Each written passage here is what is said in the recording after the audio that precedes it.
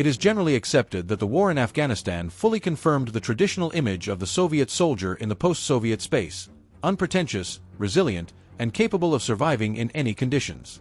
This image, formed during the Great Patriotic War, proved relevant once again in a completely different environment: mountainous, arid, and unfamiliar. Initially, it was assumed that the limited contingent of Soviet troops would not stay on Afghan soil for long, and therefore organizational measures were taken more in the spirit of a temporary solution. In practice, however, temporariness quickly gave way to a protracted reality. Issues of personnel accommodation were resolved in a rush.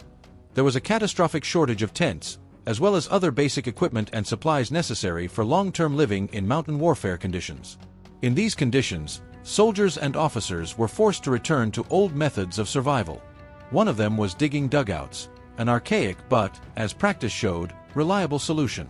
Let us recall that we are not talking about the 19th century, but about the end of the 20th century, an era when new technologies and perestroika processes were in full swing in the homeland. Nevertheless, everything was different on Afghan soil. Soviet soldiers literally dug into the ground, creating shelters, which they then lined with empty ammunition boxes from the inside to somehow insulate and improve their living conditions. Later, when supplies improved, tents appeared, but in most cases, the soldiers combined their living arrangements, spending some nights in tents and some in dugout shelters. Army tents housed 8 to 10 people, who slept in their uniforms in winter, as there were no sheets or warm bedding at first. Conditions were particularly difficult in high-altitude areas, where nighttime temperatures dropped below zero even in the warm season. The attitude toward such conditions among the soldiers was twofold. On the one hand, no one expected comfortable conditions. The army is the army, especially in a foreign, hostile country where a real war was going on. On the other hand, the basic lack of sleep, warmth, hygiene, and protection from the weather caused fatigue and irritation. However, as many veterans noted, the general mood could be described as neutral and patient. They would survive this too. Nevertheless, over time it became clear that Soviet tents were poorly suited to the climatic conditions of Afghanistan. They were hot during the day and cold at night. The fabric quickly faded and tore in the wind, and during sandstorms they turned into real dust collectors. These shortcomings led to a gradual transition to more modern solutions. Production modules began to be supplied to the units, prefabricated metal structures that provided at least some level of comfort, airtightness, and protection from the external environment. First and foremost, the housing modules that appeared in Afghanistan in the middle of the war were intended for officers. Distribution was based on rank. Senior officers were usually assigned 2 people per module, while junior officers were assigned 4 to 6 people. The interior of these metal containers was extremely simple, but compared to tents, it was a real luxury. Each person was provided with a personal bedside table, and the module had a shared wardrobe, a wash basin, a small kitchen area, and in some cases even an electric stove or a homemade stove. Despite their minimalism, they gave a feeling of comfort and security, especially against the backdrop of sandstorms, nighttime cold, and the constant threat of attack. Over time, the living modules became one of the visual symbols of the Afghan war. Their photos can be found in any archive collection. But at the beginning of the campaign, especially before 1984, little attention was paid to everyday life and comfort. The contingent's leadership maintained the illusion of a quick victory. It was assumed that the task would be accomplished quickly, and therefore there was simply no point in creating a full-fledged infrastructure. This was reflected in everything. Some continued to live in tents, and modules appeared sporadically and did not improve the daily lives of soldiers everywhere. This was especially true for the rank and file, for whom living conditions remained extremely modest. It was only in the mid-1980s, after a series of protracted battles and the realization that the campaign was turning into a long-term one, that the command began to show signs of taking a more serious approach to the living conditions of the troops. It was then that bath and laundry complexes began to arrive en masse, both in field and stationary versions. The field complexes consisted of mobile washing machines and centrifuges installed on semi-trailers, which could be transported from unit to unit. Large garrisons and headquarters were equipped with stationary baths with steam rooms and showers, and in particularly difficult conditions, such as deserts or mountain outposts, wells were drilled to provide at least a minimal water supply. As recalled by military prosecutor Gurevich, who oversaw supplies and living conditions, there was not a single unit where a bathhouse had not been set up, even in the most remote locations. Hygiene was maintained by all available means, as it was understood that a lack of sanitation led to disease, low morale, and disrupted operations. The everyday ingenuity of Soviet soldiers in Afghanistan reached truly incredible levels. Since supplies were incomplete and conditions were extremely difficult, the soldiers made many everyday items with their own hands. Beds, bedside tables, benches, and even shelves were assembled from materials at hand, including boxes from shells and ammunition, which remained in abundance after unloading. These furniture solutions helped to at least minimally furnish dugouts, tents, and modules, creating some semblance of home comfort. Particular attention was paid to hygiene, which in the hot, dusty, and infection-prone conditions of Afghanistan played not only a sanitary but also a strategic role. In the absence of a full-fledged infrastructure, suspended fuel tanks from combat aircraft were often used as showers. They were modified, taps were cut into them, they were hung on stands or trees, and filled with water. This solution, although far from ideal, made it possible to organize at least some kind of shower, especially in field conditions. Nevertheless, stationary baths, even the most primitive ones, had a huge advantage. Unlike mobile ones, which constantly broke down, lost water, or suffered from a lack of fuel for heating, stationary structures were more reliable. As a rule, a metal tank was adapted, most often an old cistern or a container from equipment, which was installed on the roof of the bathhouse. Water was poured into it in the morning, and under the scorching Afghan sun, by noon it heated up naturally, turning into almost boiling water. Such a solar boiler was an ingenious solution, especially in places where there was no access to fuel. The bathing schedule was strictly regulated. Officers usually bathed 3 times a week, while ordinary soldiers were only allowed to bathe on Fridays, the Muslim day of rest, which reduced tensions between the local population and the contingent. However, even these rules were not always followed. The main problem was water, which was a rare and precious resource in many regions of Afghanistan. Moreover, difficulties arose not only with technical water, but also with drinking water. Even drilling wells did not always help. The flow rate was low, the water was cloudy, saturated with minerals, and microbiologically unsafe. In some remote areas, hygiene was particularly poor. Where there were no permanent baths or stable water supply, soldiers literally washed themselves from flasks or tin cans, and more often than not, they simply wiped themselves with a wet rag. The only means of cleanliness was washing powder, and soap was strictly rationed and quickly disappeared.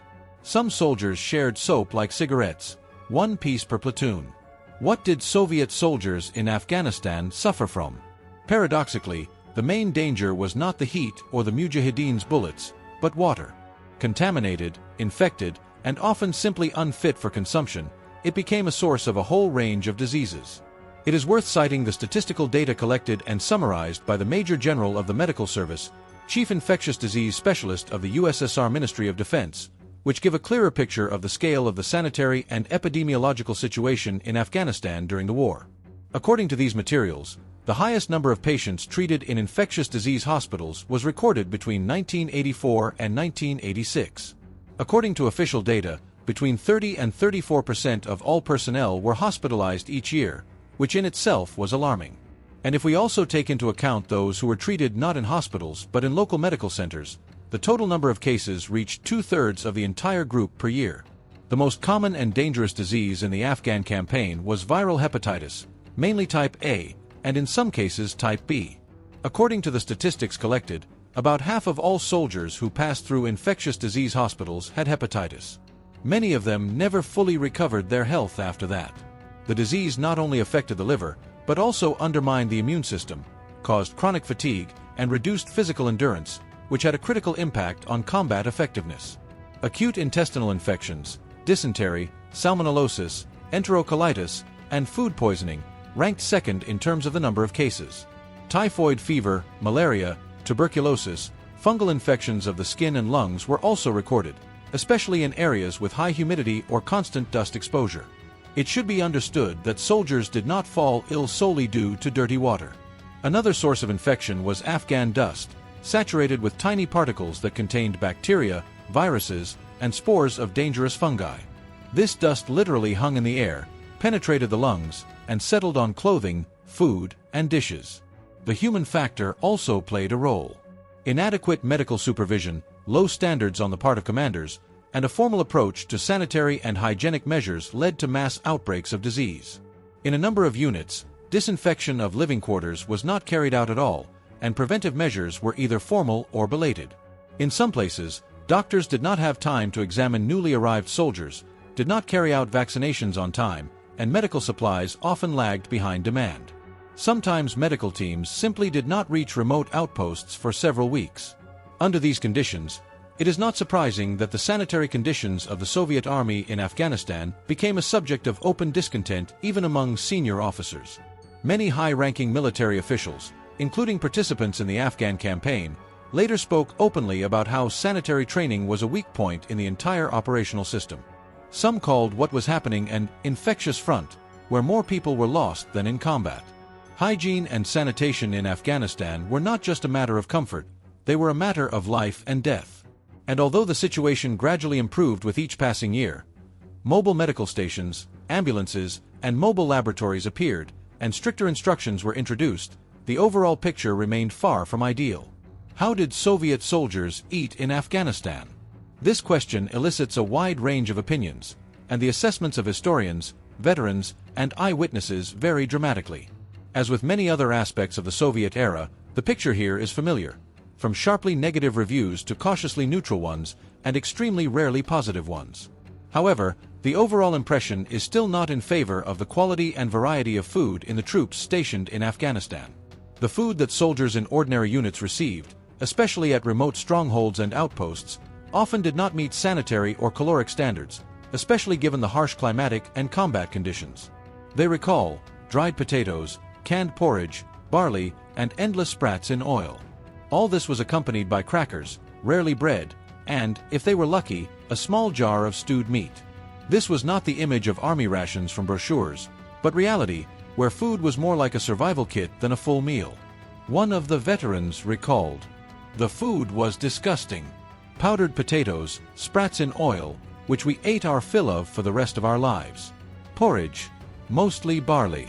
There was often sand in the food, especially during storms. We ate quickly, standing on the ground, often from dirty dishes, because we saved water for washing. We had no appetite, but we wanted to eat all the time." Another soldier said, "They fed us from cans. Porridge, canned meat, and tea. 2 sugar cubes and bread, if there was any.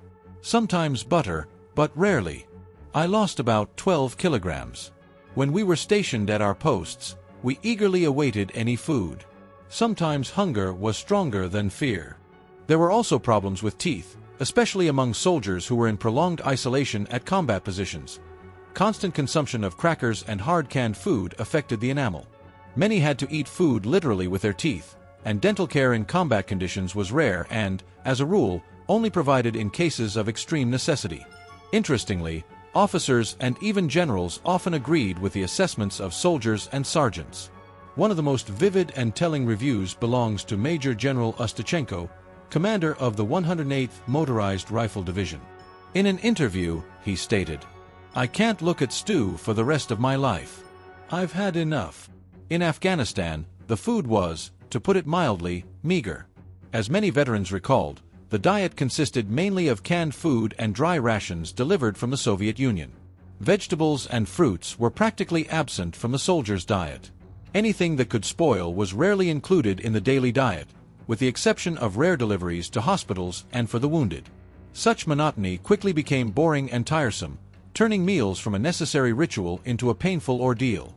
The result was widespread vitamin deficiency, which manifested itself after only 2 to 3 months of exposure to the mountain heat and constant combat stress. The soldiers suffered from general exhaustion, weakness, hair loss, cracked lips, gum inflammation, and some even showed early signs of scurvy, a disease that had seemingly been eradicated in the 19th century. People were literally melting away before our eyes. This was especially noticeable after prolonged raids and operations. Even strong, physically fit fighters lost 5 to 6 kilograms per combat sortie. Returning to base, they could not recover quickly. They simply lacked calories, vitamins, and normal sleep. The example of the American Army in Vietnam was often cited for comparison. According to the recollections of Soviet officers, the American individual ration was thought out to the smallest detail.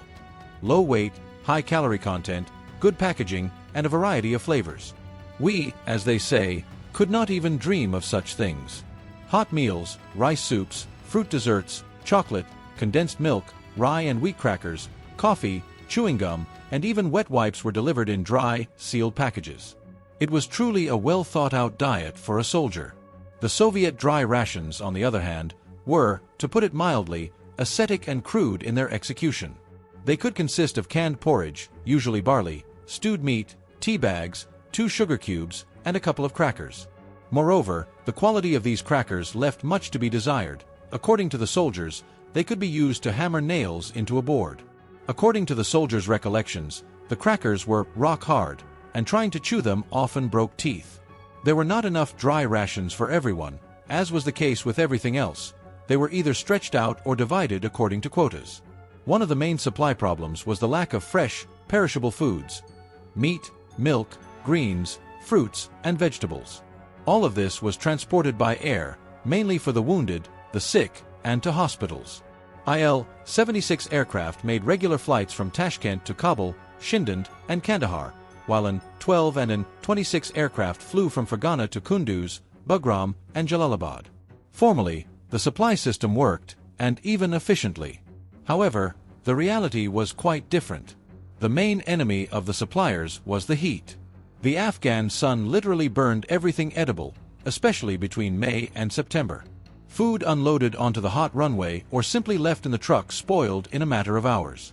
Even if the plane arrived on time and unloading proceeded without delay, by the time the food was delivered to the units, the milk had soured, the meat had rotted, and the fruit had decomposed right in the boxes.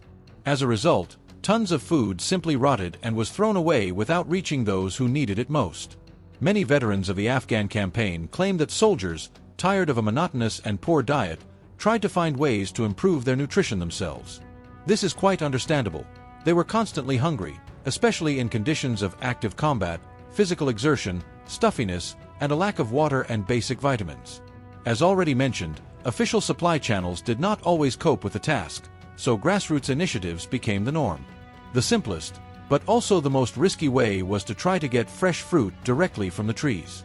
Soldiers said that during rare sorties or reconnaissance missions, they often saw apricot, fig, and peach trees growing near local settlements.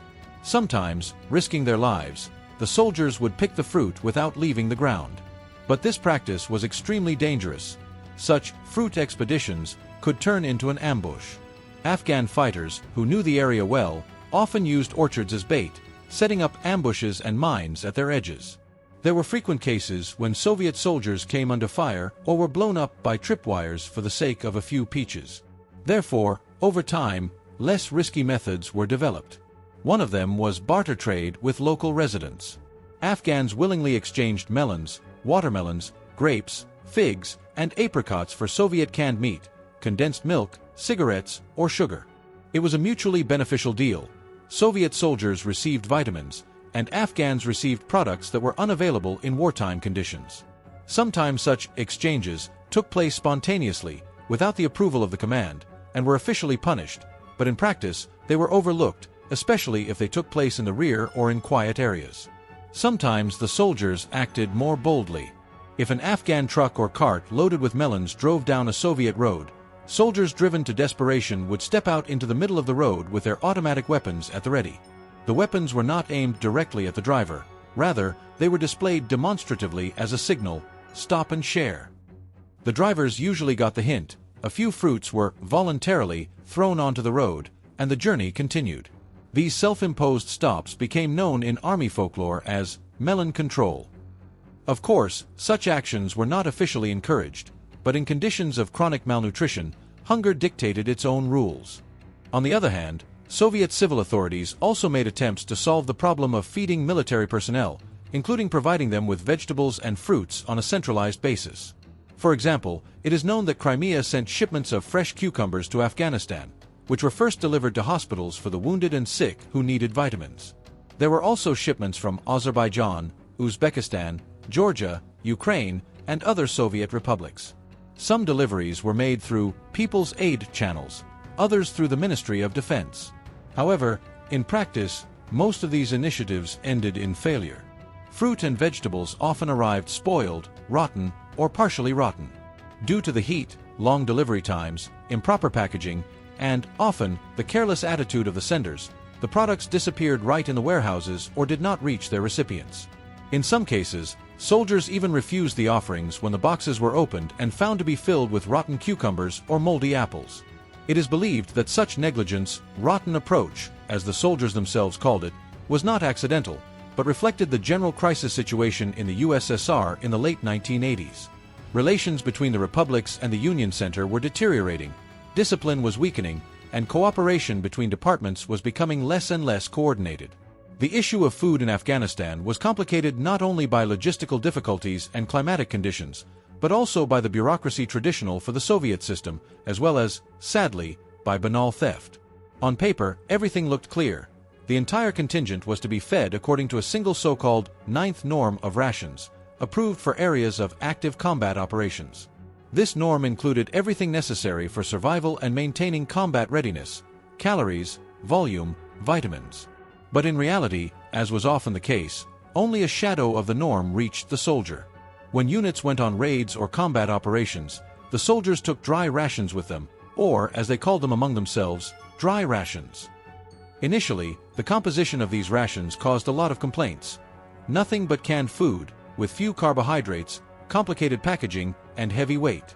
In addition, in the Afghan heat, which exceeded 40 degrees Celsius, canned meat became almost inedible. It was not uncommon for a unit, having just left for the mountains, to leave cans of stewed meat right at the unit's location, simply because it was impossible to eat them. The canned food overheated, swelled, lost its taste, and caused nausea. New recruits, upon opening a can during a break, would immediately throw it away without waiting for comments. The smell and appearance of the contents caused natural disgust.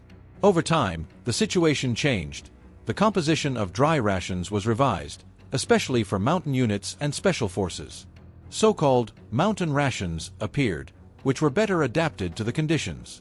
In winter, they included soups, concentrated borscht, pressed meat, sausage mince, biscuits, tea, and condensed milk. In summer, fruit juices in packets were added, which, although warm to the taste, gave a feeling of freshness. Special forces units often received chocolate in their dry rations, not as a dessert, but as an energy product. Its purpose was not so much to boost morale, as to quickly satisfy hunger during active operations when there was no time for a normal meal. Contrary to expectations, there were fewer problems with bread, although it was not always delivered on time. In the field, soldiers had to make do with canned bread wrapped in plastic film. It had a specific taste and moisture content, sometimes smelling of mold or something rubbery, but there was no alternative. Soldiers, especially those who served in the mountains or in remote locations, aired the bread in the sun or even toasted it on dry burners to make it at least somewhat edible. In the words of one soldier, "Bread is bread, even in Africa, but for us, it's in Afghanistan." All this took place against a backdrop of numerous abuses, with investigations uncovering cases of theft of dry rations, meat being replaced with offal, and supply fraud. Soldiers on the ground received less than the norm, while the reports showed that everything was in order. Control over distribution was often merely formal. Those who were in warehouses and in the rear had the opportunity to hide or resell part of the rations, especially canned meat, condensed milk, which were highly valued even among the local population. According to many veterans and military historians, the root of these systemic problems lies in the very status of the Afghan campaign. The hostilities in Afghanistan were never officially recognized as a war. They were called the introduction of a limited contingent to provide international assistance. This wording made it possible to circumvent international obligations, avoid arousing the indignation of the world community, and avoid formal mobilization. Everything that was happening in Afghanistan was presented to the public and the international community as a necessity to stop the Red Threat, which allegedly originated in this region. The rhetoric was that if no action was taken, the flames of instability would spread throughout the world, engulfing Central Asia, Iran, and then the borders of the USSR. In practice, however, under the guise of this ideology, a full-scale and exhausting war was waged, affecting everything from daily life and supplies to leisure and the morale of the soldiers. That is why psychological relief for military personnel became one of the most important factors for survival, especially for those who served far from large garrisons.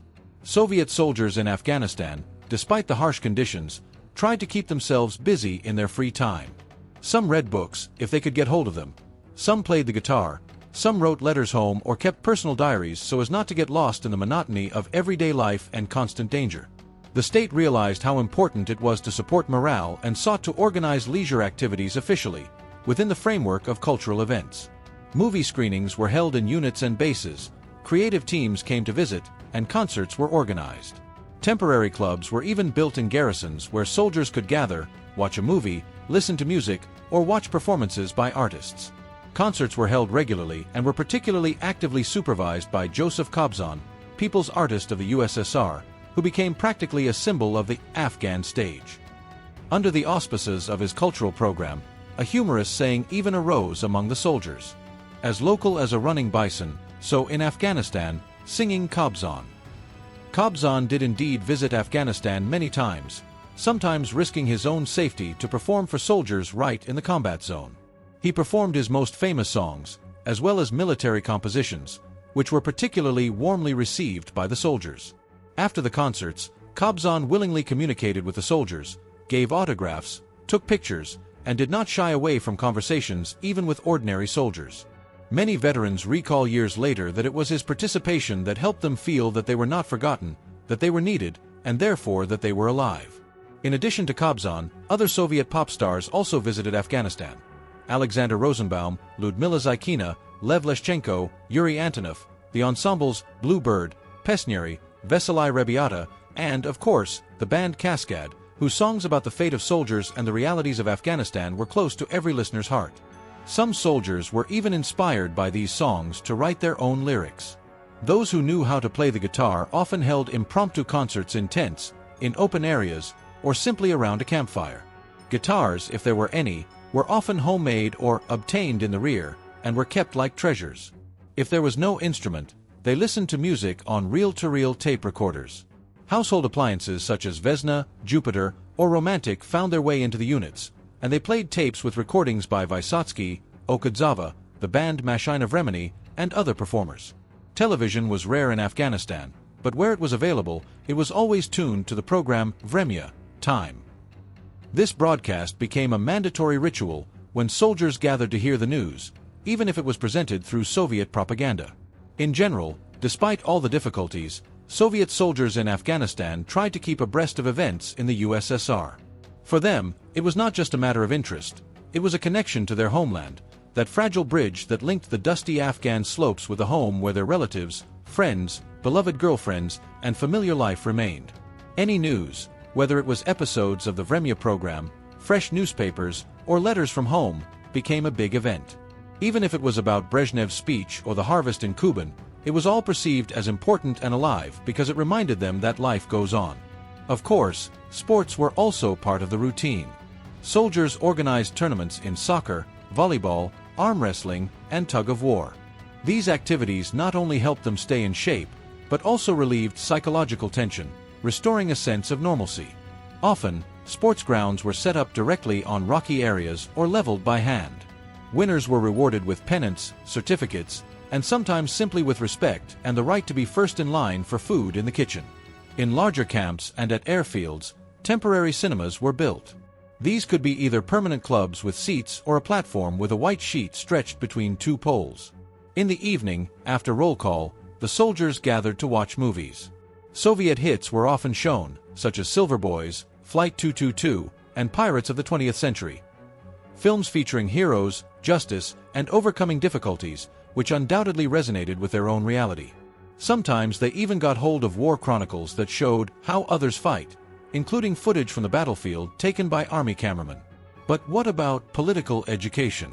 Every week, as required by the regulations, political training sessions were held. These lessons covered the international situation, the tasks of the socialist camp, class struggle, and the sinister threat of imperialism. Some listened, some were bored, some nodded openly, thinking about other things. But this was an integral part of military service. Ideology accompanied the soldier just as much as his automatic weapon and dry rations. Propaganda in war, whatever form it takes, serves a purpose: to maintain order, to create an image of meaning and purpose for what is happening. In Afghanistan, where soldiers often did not understand why they were there and what they were risking their lives for, even the rhetoric of the party lecturer was sometimes perceived as a source of support, albeit a formal one. That was what life was like for a Soviet soldier in Afghanistan. Dusty, harsh, monotonous, but at the same time filled with an internal struggle to remain human. It had everything: hard work, fear, fatigue, guitar by the campfire, a trip for melons, a letter from mom, the sergeant's shouts, friends' jokes, tears, prayers, and hope. If you want, write your opinion in the comments. It would be interesting to know how you perceive this part of history. Everyone who served has their own perspective. Everyone who lost has their own pain. And everyone who is simply interested has their own question. Was it necessary, and was it worth it? As for me, I believe that any war is difficult, and the Afghan War, with all its political ambiguity, was no exception. It was a difficult, exhausting, protracted conflict in which young men died, and those who survived were forever left with Afghanistan in their hearts. That is why it is important to remember not only the dates and battle reports, but also the human stories behind every line of the military chronicle.